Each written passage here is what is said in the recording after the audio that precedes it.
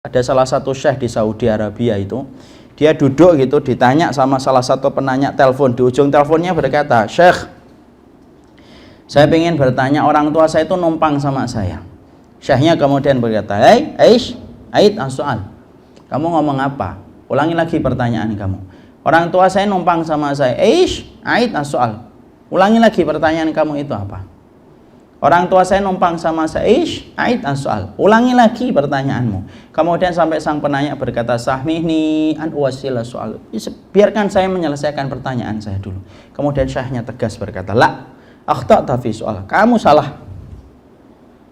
Bukan mereka yang numpang sama kamu, kamu yang numpang sama mereka. Luruskan benar gaya bertanyamu, benarkan dulu pertanyaan kamu, baru nanti aku jawab." Kemudian syekhnya agak marah.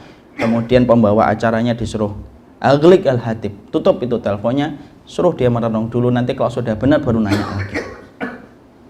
Di situ kita menjumpai bahwasanya kesolihan di dalam Islam itu berbanding lurus dengan tingkat baktinya seorang anak kepada orang tua. Makanya maaf Pak, kalau bapak sesolih apapun, sholat berjamaah di masjid, tapi kemudian ada perbuatan yang menjadikan air mata ibu kita netes, maaf Pak, solihnya kita tidak bisa menjadikan saya menjadi solih, walaupun kita rajin sholat berjamaah ketika membuat air mata ibu kita netes. Air susunya ibu mahal.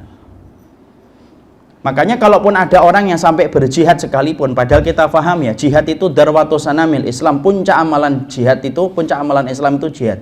Kalaupun ada orang yang berjihad sekalipun, artinya puncak amalan Islam mentok, itu sudah tidak ada lagi amalan yang lebih tinggi dari jihad.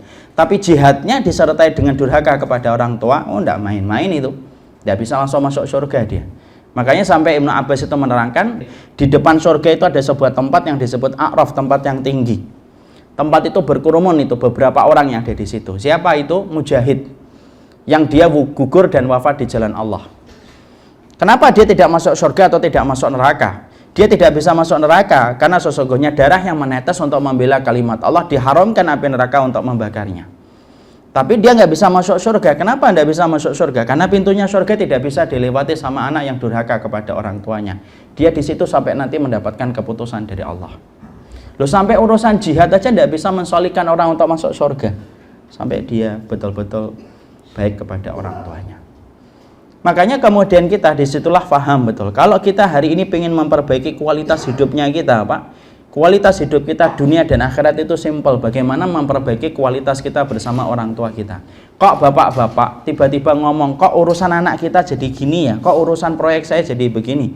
Pertanyaan simpel dan sederhana, kapan terakhir kita ngobrol dengan bapak, dan kapan terakhir kita ngobrol dengan ibu kita, kapan terakhir kita nyekal keringatnya bapak, dan kapan terakhir kita kemudian mendampingi dan menemani ibu kita ketika tidur di waktu malam.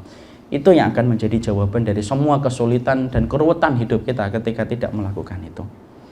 Makanya sampai Nabi bersabda dalam hadis riwayat Muslim, tidak ada kebaikan yang Allah segerakan balasannya di dunia sebelum kebaikan itu nanti dibalas di akhirat, kecuali kebaikan kepada orang tua. Cash, kontan, sebelum kamu mati dibayar dulu oleh Allah kebaikan kamu kepada orang tua.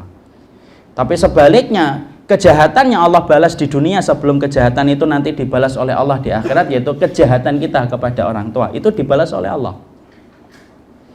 Makanya maaf ya, tidak ada Pak dan Ibu ya, tidak ada sebuah ibadah yang turunannya itu sampai jauh ke anak-anak itu, kecuali ibadah kita ketika berbakti sama orang tua. Kalau sholat, turunannya itu tidak banyak. Anak misalkan kita tidak sholat, kadang-kadang anak kita ada yang sholat, karena tidak sampai turun itu. Walaupun kemudian orang tua yang sholat itu lebih berpotensi untuk menjadikan anaknya sholat, tapi dia nggak sampai, ibadah itu turunannya nggak sampai sepanjang sebagaimana berbakti sama orang tua. Kalau sama orang tua itu turunannya itu sampai ke bawah Pak, sampai anak kita itu cetakan anak kita berdasarkan cetakan kita dulu ketika berbuat baik sama orang tua kita. Makanya sampai kemudian kita mendapati Wahab bin Munabbih menyampaikan, man waqqara walidayhi razaqahullahu waladan yuwaqqiruhu wa man lam yuwaqqir walidayhi razaqahullahu waladan lam yuwaqqiruhu.